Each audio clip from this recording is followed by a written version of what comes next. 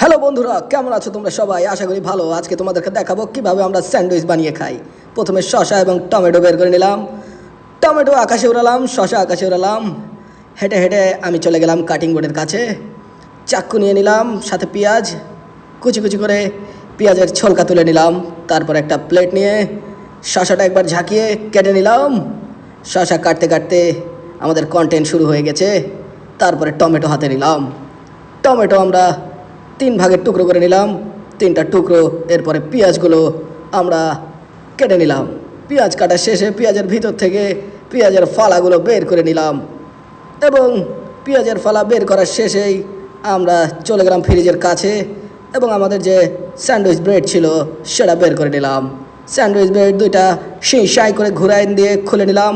তারপরে sandwich bread আমরা ফাটিয়ে ফেলার পরে 2টা স্যান্ডউইচ ব্রেড একটা প্লেটের উপরে রাখলাম।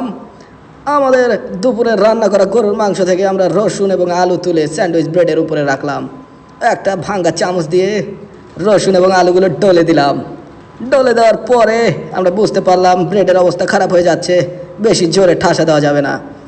আমাদের আলু এবং রসুন ডলা শেষে টমেটো কুচি এবং পেঁয়াজ কুচি দেওয়া শুরু করলাম। তার উপরে শসাও দিয়ে দিলাম, কিন্তু সেটা ভিডিওতে দেখালাম না। যাই হোক, আমরা একটু পানি সিদ্ধ দিয়ে দিলাম। সেখানে একটা ডিম হাফ বয়েল করে ফেলবো। ডিমের জন্য ফ্রিজ খুললাম।